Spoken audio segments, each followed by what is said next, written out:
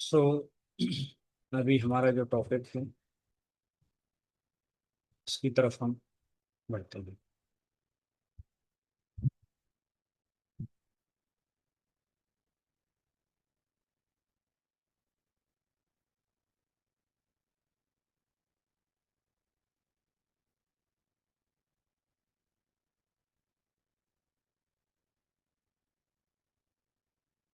तो गुरु जी को मन ही मन नमन करते हुए आज की क्लास हम शुरू करते हैं। एक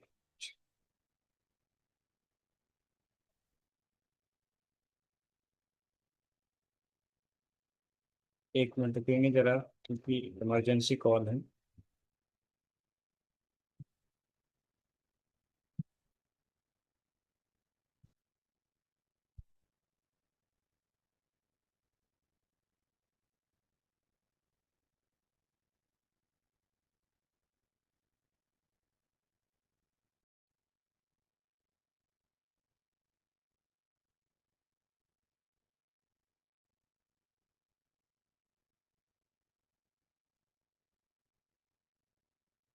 तो जीआई ब्लीडिंग का मतलब होता है जो आपकी गैस्ट्रो इंटेस्टाइनल ट्रैक्ट होती है, मुंह से लेके एनस तक का, वो जीआई ट्रैक्ट होती है। तो उसमें अगर जो ब्लीडिंग होती है, that is called GI bleeding. ये अलग अलग तरह की हो सकती है। तो हम सभी ने कभी ना कभी इसके बारे में मूवीज में अलग अलग जगह देखा होगा कि लोग खांसते खांसते एकदम से उनके मुंह से जो है ब्लड निकलने लगता है। तो इसको अक्सर जो है या तो ट्यूबरक्लोसिस से जोड़ के देखा जाता है, या फिर कोई लंग्स में कैंसर हो गया हो, माउथ में कैंसर हो गया, तो ये सब उसके सोर्स होते हैं। तो ब्लीडिंग कहाँ कहाँ से हो सकती है जीआई में? तो एक हो सकती है आपके माउथ से, दूसरा जो है इसोफेगस, फिर stomach, small intestine, large intestine और रेक्टम। तो इन जगहों से जो है ब्लीडिंग हो सकती है।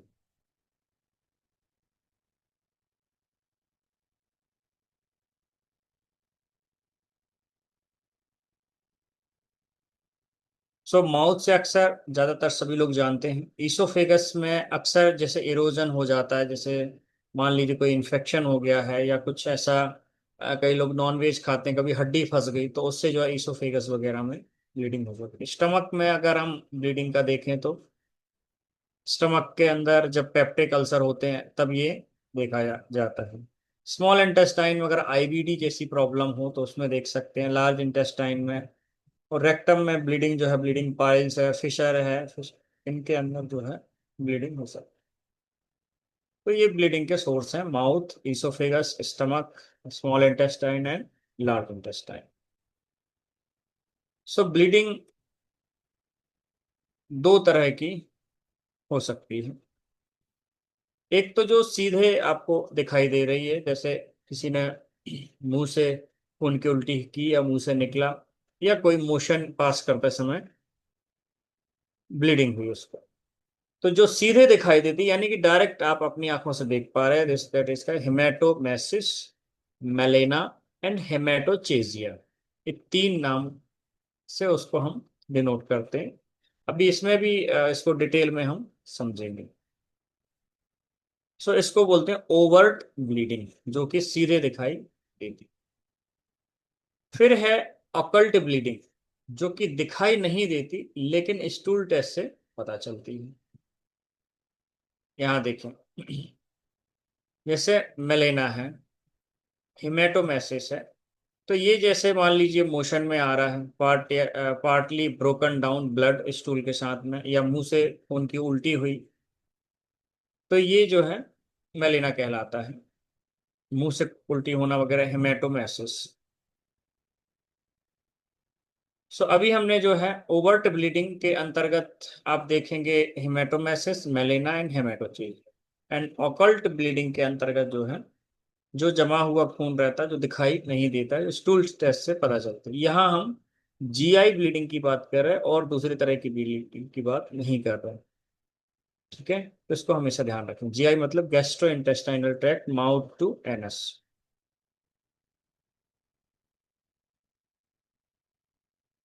सो हेमेटोमेसिस, खून की उल्टी, जब खून की उल्टी होती है तो उसको हेमेटोमेसिस बोला जाता है। इसके दो तरह से हैं। एक है रेड ब्लड वॉमिटिंग, यानी कि जो सीधा डायरेक्ट लाल खून जो है निकलता है। सो ये मोस्टली जो देखी जाती है ये एक्टिव अपर जीआई ब्लीडिंग। एक्टिव अपर जीआई ब्लीडिंग यानी कि ऊपर कहीं गले से आ रही है, या लंग से आ सकती है, या पेट से कहीं से भी आ सकती है। दूसरी है कॉफी ग्राउंड वॉमिटिंग, जो लाल, एकदम लाल है, सुर्ख लाल है, वो आएगी अपर जीआई ब्लीडिंग, जैसे इसोफेगस से, गले से, लंग से। लेकिन कॉफी ग्राउंड वॉमिटिंग, जैसे कॉफी थोड़ी सी ब्राउन टाइप की हो जाती है, तो जो ब्लड में गैस्ट्रिक जूस से मिलके जो है ब्लड ब्राउन बन जाता है। तो इसीलिए एक अंदाजा लगाया जा सकता है कि अगर ब्राउनिश कलर की उल्टी हो रही है तो वो जो है गैस्ट्रिक एसिड से मिलने की वजह से हो सकता है पेट से आ रही है। ठीक है। और एकदम लाल है तो जैसे मान लीजिए गले में कोई कैंसर है, कुछ है, तो इस तरीके से जब एकदम लाल रहेगा तो वो अपर जीआई एक्टिव, यानी कि वहां से निकल रहा है। तो सोर्स कहाँ कहाँ से आ सकता है ये? तो स्टमक से हो सकता है, इसोफेगस से हो सकता है, और डिओडिनम में। ठीक, कॉमन कॉज पेप्टिक अल्सर ये है। वेरिसिस, वेरिसीज किसको बोला जाता है? सो वेरिसीज का मतलब होता है असामान्य रूप से फैली हुई डायलिटेड वेन, जो कि अधिकतर ईसोफेगस या स्टमक में बनती हैं, और यह आमतौर पर पोर्टल हाइपरटेंशन के कारण होती है। यहाँ पर एक शब्द पोर्टल हाइपरटेंशन। सो हमारी इंटेस्टाइन से जो भी न्यूट्रिशन, ब्लड वगैरह है, वो पास आउट होके पोर्टल वेन के थ्रू लीवर में जाता है।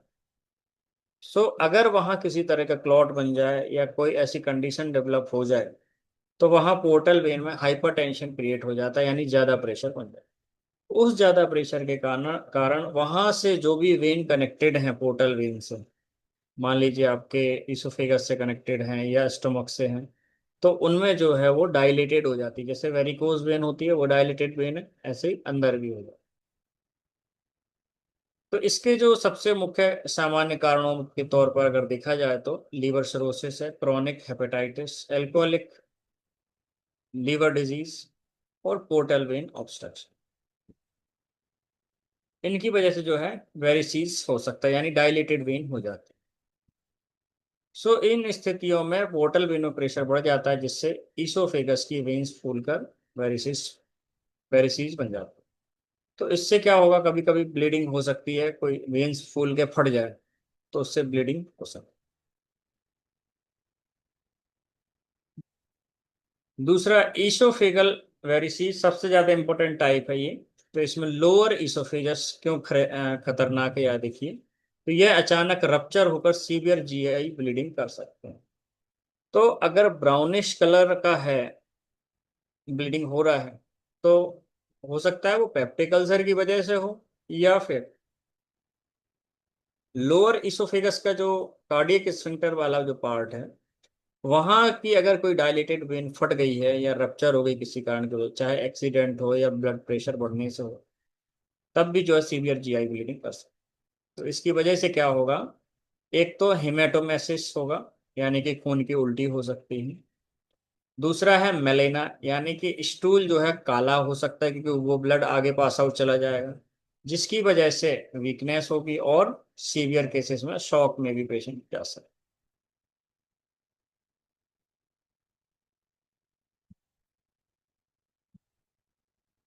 सो डायग्नोसिस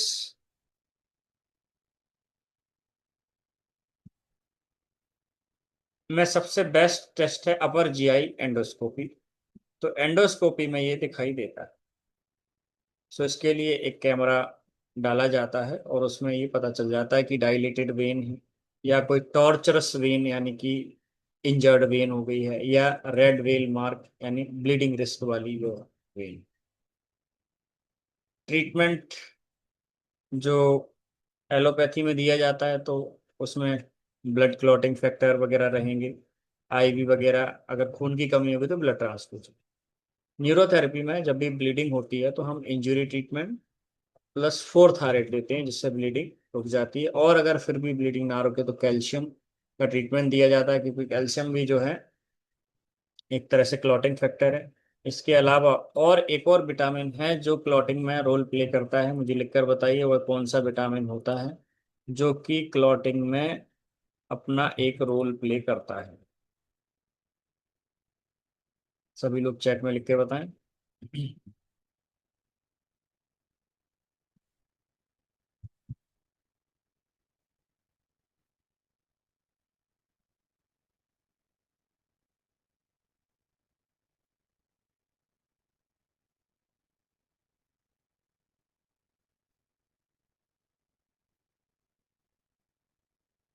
क्लॉटिंग में, क्लॉटिंग फैक्टर के तौर पे जो काम करता है, बहुत अच्छा विटामिन है, कई लोगों ने सुना होगा। ट्राई कीजिए।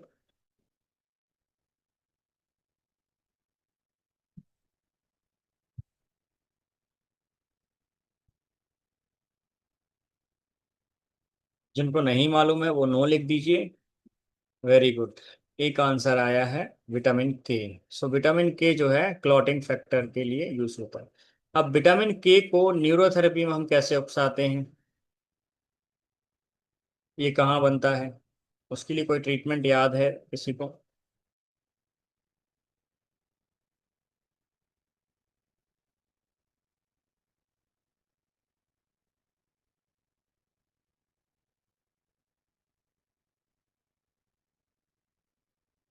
बताइए।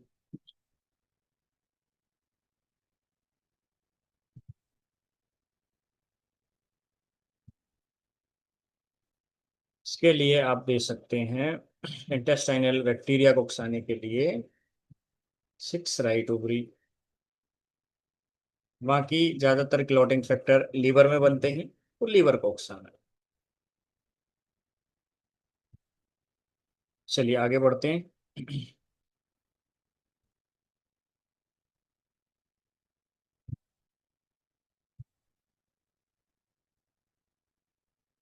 अब आते हैं हेमेटोचेजिया। सो अभी हमने वेरिसीज के बारे में देखा। हेमेटोमेसिस, हेमेटोमेसिस यानी कि मुंह से जब उल्टियां होगी, दैट इज कॉल्ड हेमेटोमेसिस, या खून की उल्टी। खून की उल्टी जो हो सकती है वो वेरिसीज की वजह से हो सकती है। ठीक है।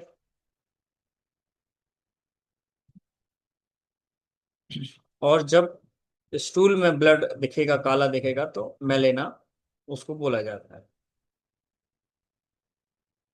अगला जो है टॉपिक हेमेटोचेजिया, यानी कि रेक्टम से ताजा खून निकलना। तो रेक्टम से ताजा खून किस कंडीशन में निकलता है, रेक्टम से ताजा खून किस कंडीशन में निकलता है, कब ये देखने को मिलता है?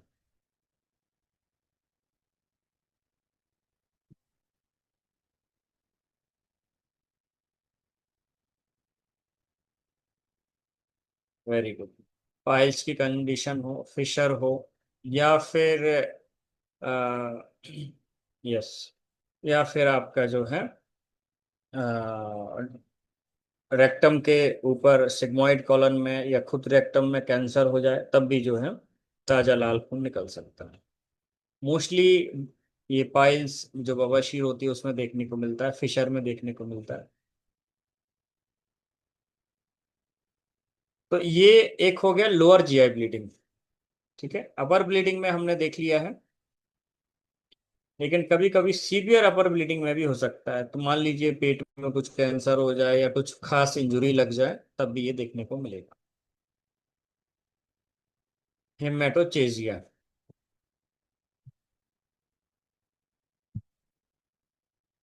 हेमेटोमेसिस,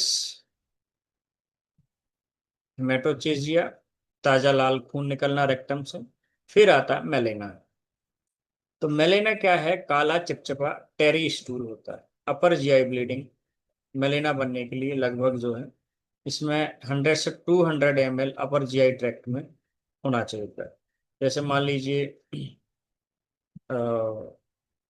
ईसोफेगस से ब्लीडिंग हुई, करीब 100 से 200 ml जो है ब्लीडिंग हुई, तो यही आगे जाके जो है लोअर जीआई ट्रैक्ट से होते हुए मोशन में दिखेगा, जो कि काला और चिपचिपा जैसा होगा।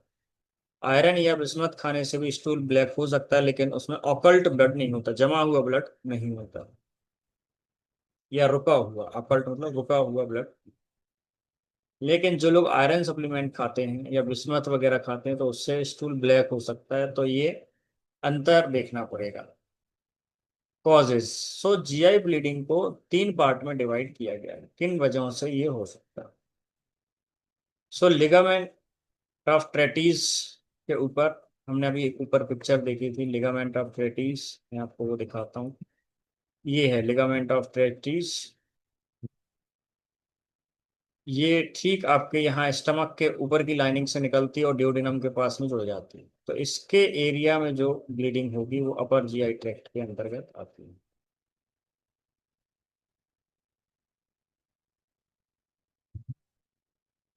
यहाँ देखें, ये है लिगामेंट ऑफ ट्रेटीज, ये L1 वर्टेब्रा है, ये D12 है, ये D11 है, और ये D10 है। वहां से ये निकलेगी और कहाँ जाके जुड़ेगी, ये लिगामेंट है।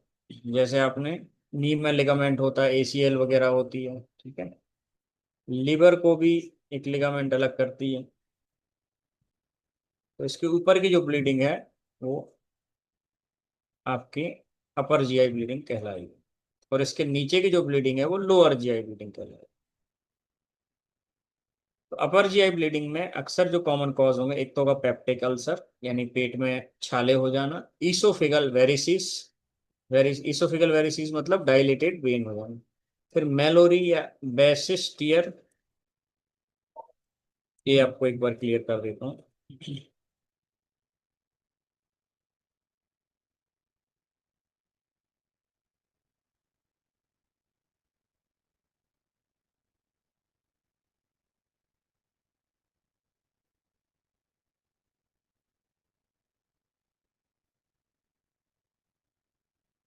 सो इसका मतलब होता है कि अपर जीआई में जो म्यूकस मेम्ब्रेन होती है, जैसे स्टमक की लाइनिंग हुई, इसोफेगस, तो वहां पे जो है टीयर हो जाते हैं, फट जाते हैं कुछ हिस्से, टीयर जैसे घाव जैसे बन जाते हैं।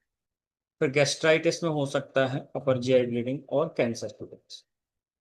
तो ये कुछ कारण हैं जिनकी वजह से अपर जीआई ब्लीडिंग हो सकती है। लोअर जीआई ब्लीडिंग के कॉमन कॉज जो है diverticulosis, angiodysplasia, colon cancer, haemorrhoids and inflammatory bowel disease. So diverticulosis and angiodysplasia. तो यहाँ देख लेते हैं डाइवर्टिकुलोसिस। तो कॉलन की जो वॉल में छोटे छोटे पाउच जैसे उभार बन जाते हैं, जिनको डाइवर्टिकुला कहते हैं। ये लोअर जियो। तो जो कॉलन जो शब्द है, COLON, कॉलन शब्द जो है हमारी इंटेस्टाइन को बोला जाता है। तो कॉलन की बाल में छोटे छोटे पाउच जैसे उभार बन जाते हैं, जिनको डाइवर्टिकुला कहते हैं। इसकी कॉज क्या है, लो फाइबर डाइट, एजिंग और इंक्रीज्ड कॉलन प्रेशर। तो ब्लीडिंग क्यों होती है, तो डाइवर्टिकुला के पास ब्लड वेसल्स कमजोर हो जाती हैं जो रप्चर होकर ब्लीडिंग कर सकते हैं। तो जो इंटेस्टाइन में डाइवर्टिकुला वगैरह रहेंगे, वहां से जब हार्ड मोशन फ्रिक्शन करेगा तो ब्लड वेसल फट जाती है और ब्लीडिंग शुरू हो जाती है। So sudden painless rectal bleeding mostly देखने को मिलेगी, bright red blood, blood in stool, यानी एक्टिव ब्लड जो है देखने को मिलेगा आपको इसके अंदर। यह हुआ डायवर्टिकुलोसिस। फिर है एंजियो डिस्प्लेसिया। कॉलन में एबनॉर्मली डायलेटेड ब्लड वेसल्स अगर बन जाए तो common location mostly right colon में ये देखने को मिलती है बड़े एज ग्रुप के पेशेंट में।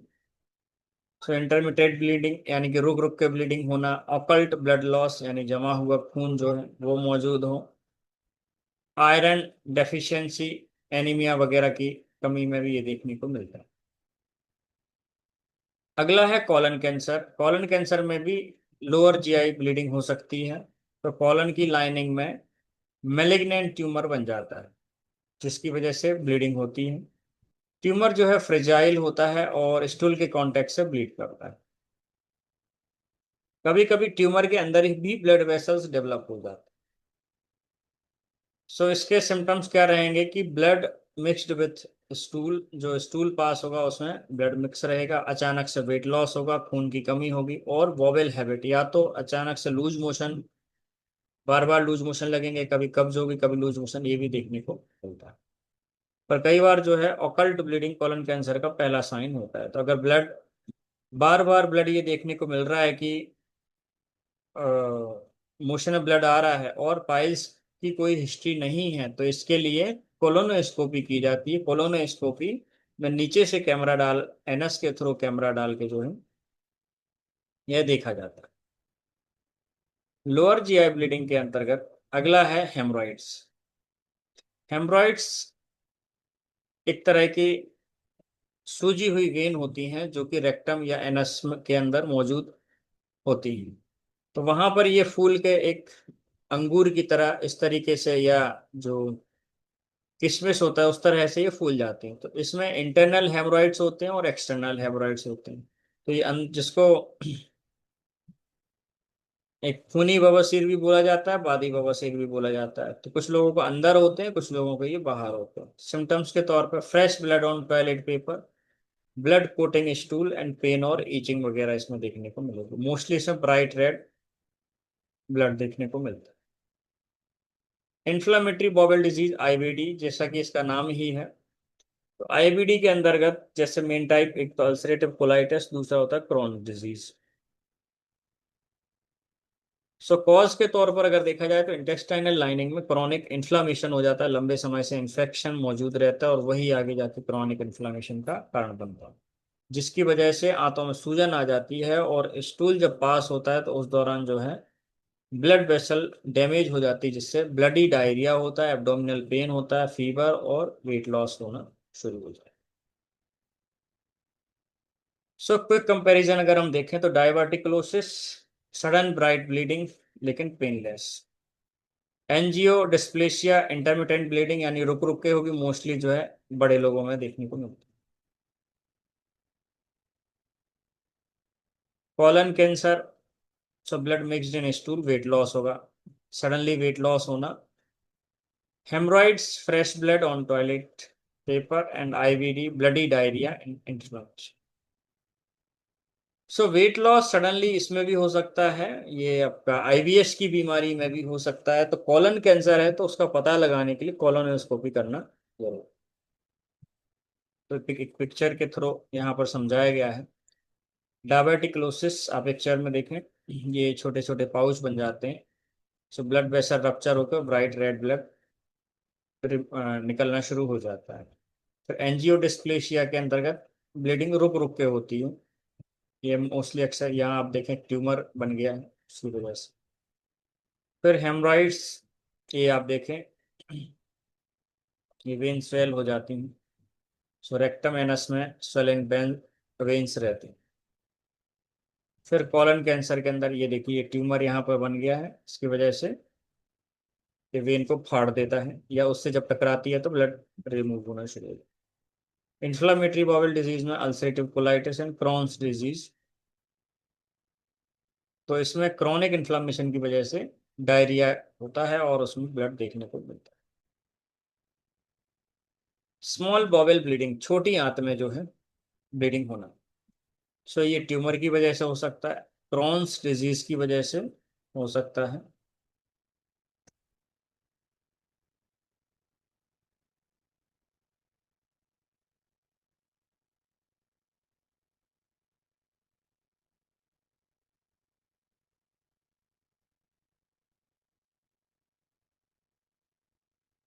सो क्रॉन्स डिजीज और आपका अल्सरेटिव कोलाइटिस, ये लगभग लगभग सिमिलर बीमारियां होती हैं जिनमें इन्फ्लामेशन हो जाता है बॉवल के अंतर्गत। छोटे अलग अलग एरिया में जो है कुछ कुछ हिस्सों में सूजन आ जाती है।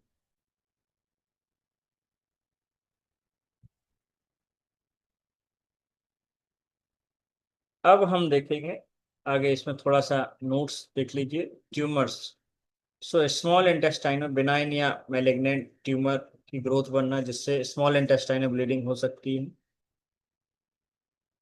सो क्यों ब्लीडिंग होती है कि ट्यूमर की जो सरफेस है अगर उसमें घाव पड़ जाए, अल्सरेट हो जाए, तो वो ब्लीडिंग कर सकता है। इसकी वजह से occult blood in stool, that is called melaena, anaemia हो सकता है, abdominal pain and weight loss. So इसके लिए एंडोस्कोपी वगैरह की जाएगी, कोलोनोस्कोपी लार्ज इंटेस्टाइन के लिए रहती है और इसमें एंडोस्कोपी वगैरह की जाती है, एंटेरोस्कोपी की जाती है। क्रॉन डिजीज के बारे में थोड़ा सा देख लीजिए। तो जीआई ट्रैक्ट की क्रॉनिक इन्फ्लामेटरी डिजीज कहलाती है। तो इसमें क्या है, पैची इन्फ्लामेशन एंड अल्सर, कुछ कुछ हिस्सों में पैच के तौर पे इन्फ्लामेशन आ जाता है।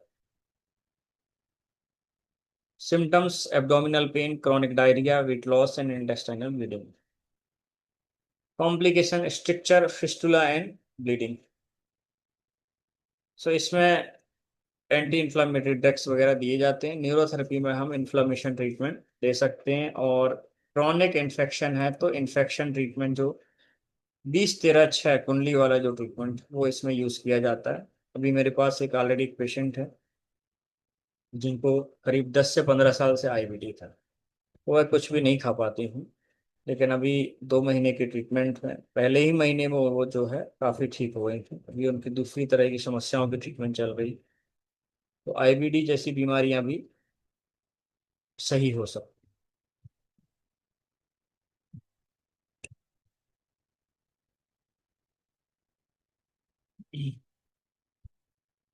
सो वेस्कुलर मेल फॉर्मेशन, यानी कि वेस्कुलर मेल फॉर्मेशन मीन्स वहां पर कुछ डेवलप हो जाना। एबनॉर्मल ब्लड वेसल्स बन जाती हैं इंटेस्टाइन में, जिसको एंजियो डिस्प्लेसिया के अंतर्गत, और एवी मेल फॉर्मेशन। तो इसमें रुक रुक के ब्लीडिंग होती है, occult blood loss and iron deficiency anaemia.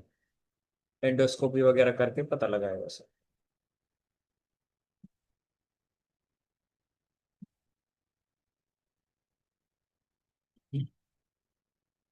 So bleeding अगर बहुत ज़्यादा सीवियर होती है अगर पेशेंट को, तो chronic liver disease, alcohol abuse, chronic hepatitis, coagulation disorder, यानी कि उनको ऐसी कुछ बीमारियां हैं जिनमें खून का थक्का नहीं जमता है। सो उन बीमारियों में ये भी हो सकता है। ब्लड थिनर ड्रग अगर ले रहे हैं, जैसे कोई हार्ट पेशेंट लेते हैं, तो उनमें भी ये ब्लीडिंग रुकती नहीं है, सीवियर ब्लीडिंग का। तो कुछ ड्रग्स होते हैं जिनसे ब्लीडिंग बढ़ जाती है या जिनसे ब्लीडिंग होती है। तो एंटी कोगुलेंट यानी कि खून के थक्के खोलने वाली दवाइयां, जैसे हेपारिन और वारफेरिन। फिर platelet affecting drug, aspirin, non steroidal anti inflammatory drugs and clopidogrel and SSRIs, ये रहते हैं। और drug damaging mucosa, non steroidal anti inflammatory drugs, इसके अंतर्गत जो कई पेन किलर जो है इसके अंतर्गत आती हैं। ये लोगों को लंबे समय तक जो लोग दवाइयाँ यूज करते रहते हैं, तो उनमें ये म्यूकोसा को डैमेज हो जाता है, जिससे आईबीडी होने के चांसेस भी बढ़ जाते हैं। तो ये कुछ क्वेश्चन हैं जो हम पूछ सकते हैं पेशेंट से, कि क्या शुरू से खून आ रहा है, वॉमिटिंग के बारे में अगर देखना है तो, या पहले नॉर्मल वॉमिटिंग हुई फिर खून आया। रेक्टल ब्लीडिंग के हिस्ट्री के अंतर्गत, तो ब्लड स्टूल के साथ मिक्स था या स्टूल के ऊपर था, अगर ऊपर था तो वो बाद में आया है, या सिर्फ टॉयलेट पेपर पर। तो ये चीजें, तो इससे आपको एक अंदाजा लगेगा कि ब्लीडिंग कहाँ से हो रही है। उस बेसिस पे ये तय होगा कि उस पेशेंट को कौन सी बीमारी हो सकती है, फिर उस बीमारी का ट्रीटमेंट करके पेशेंट को ठीक किया जा सकता है। फिजिकल एग्जामिनेशन के अंतर्गत पेशेंट का टैकीकार्डिया या हाइपोटेंशन, वाइटल सिम्टम्स, क्योंकि अचानक से उसकी पल्स रेट डाउन हो गई, बीपी डाउन हो गया, तो सीवियर ब्लड लॉस हो गया। फिर साइन ऑफ शॉक, अगर पेशेंट शॉक में चला गया तो अचानक से पीला पड़ना, स्वेटिंग, कंफ्यूजन, लो यूरिन। और लीवर डिजीज में स्पाइडर एंजियोमा, एसाइटिस यानी पेट में पानी भर जाता है, पामर एरिथीमिया एंड स्प्लिनोमेगाली, स्प्लिन का साइज बढ़ जाता है।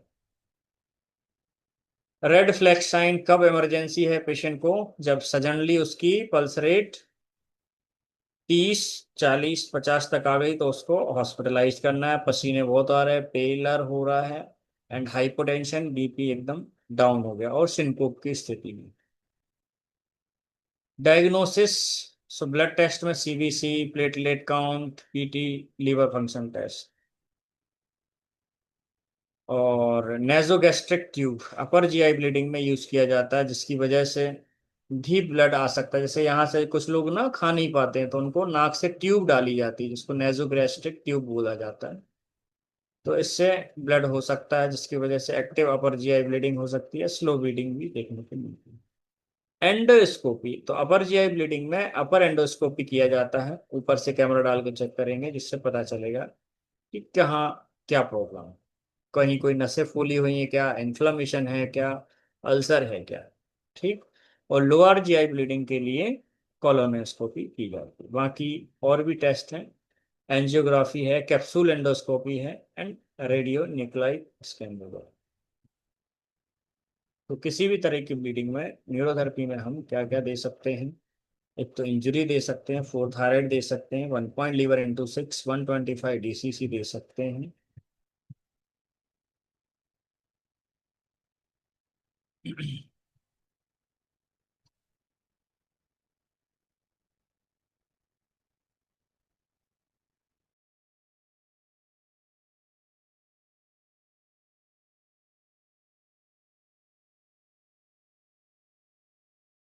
तो ये हो गया हमारा। एक वर्ड था हेमेट हेमे हीमोस्टेसिस। हीमोस्टेसिस ब्लीडिंग रोकने के लिए इलेक्ट्रोकोगुलेशन, स्क्लेरोथेरेपी, लेजर, हीट अप्रोच, ये सब मेडिकल ट्रीटमेंट हैं जो यूज किए जाते हैं।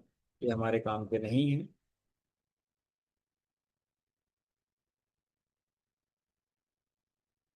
बस आज की क्लास का यहीं पर अंत होता है। इसमें कुछ जरूरी है।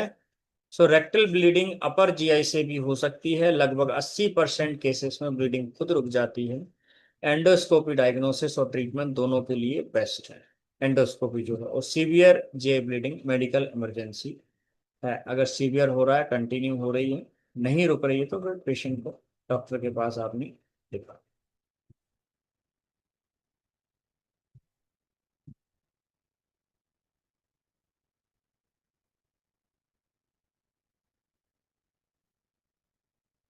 तो आज हमने जाना कि जो ब्लीडिंग होती है पेशेंट की, उसमें हमने अपर जीआई के बारे में देखा, लोअर जीआई के बारे में देखा, किन किन बीमारियों की वजह से ये हो सकती है, तो उसके कॉजेस को फाइंड करके, ये फाइंड आउट करके पता लगेगा ये जो है बीमारी क्यों आई, और इसकी ब्लीडिंग को हमें किस तरीके से रोकना है। अगर हमको ये जानकारी रहती है तो हम सही डायग्नोस कर सकते हैं और पेशेंट को इमरजेंसी सिचुएशन में बचाया जा सकता है। तो ये एक आइडिया के तौर पर आपको ये क्लियर होता है कि ये ब्लीडिंग कहाँ से है, एक अंदाजा आपको मिलता है। तो यहाँ पर हमने देखा कि अपर जीआई जब मुंह से उल्टी वगैरह होती है, तो इसमें क्या क्या कंडीशन हो सकती है। ठीक है।